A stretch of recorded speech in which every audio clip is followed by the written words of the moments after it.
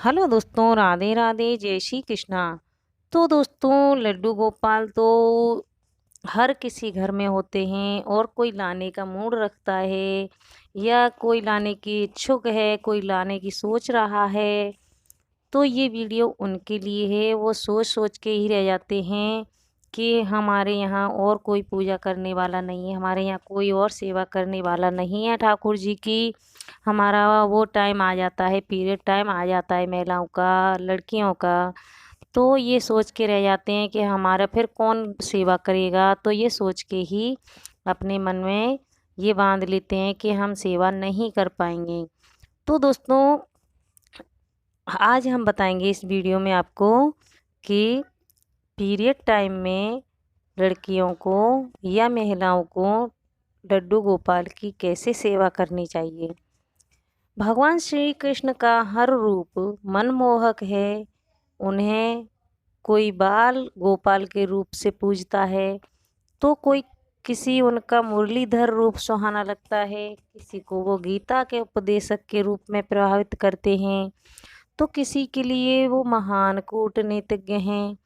उन्हें किसी भी रूप में देखा जाए या पूजा की जाए, सभी में उनके मुख का तेज प्रभावित करता है। आपने देखा होगा कि बहुत से हिंदू परिवारों में बाल गोपाल की पूजा अर्चना की जाती है। उन्हें एक बालक के तौर पर रखा जाता है, घर के सबसे अहम सदस्य के तौर पर रहते हैं। उन्हें विधि विधान के साथ भोग लगाया जाता है, उनकी सेवा की जाती है और दिन के किसी भी क्षण उन्हें अकेला नहीं छोड़ा जाता। वैसे तो ये सभी काम घर का कोई भी सदस्य कर सकता है, लेकिन प्राय यह देखा जाता है कि घर की महिलाएं ही बाल गोपाल की सेवा सेवा किया करती हैं। लेकिन जैसे कि आप सभी जानते होंगे कि भारतीय महिलाओं को बहुत से सामाजिक और धार्मिक नियमों के अंतर्गत रखा गया है। उन्हें बहुत से कायदे कानून में बांधा गया है, जिनमें सबसे विवादित या चर्चित उनका पीरियड के दौरान पूजा पाठ या किसी भी धार्मिक कार्यक्रम में शामिल ना होना। अब यह कोरी मान्यता है या इसके पीछे कोई वाकई कोई बड़ा कारण है, इस बात पर कोई सवाल इसलिए नहीं किया जा सकता क्योंकि स्वयं महिलाएं भी उस दौरान पूजा पाठ करना सही नहीं समझती।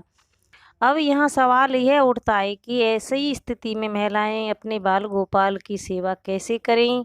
उनके घर में ठाकुर जी हैं, वो सेवा नहीं कर पा रही हैं, तो कैसे करें। तो आप एक मंत्र है आपके पास, या गुरु का मंत्र है या ठाकुर जी का कोई मंत्र है, तो आप बाल गोपाल के लिए मंत्र जाप कर सकती हैं। मंत्र जाप से आप उन्हें भोग, उनकी सेवा मंत्र जाप से कर सकती हैं। अगर आप माला का उपयोग ना करें तो उंगलियों की सहायता से 108 बार बाल गोपाल का जाप करें।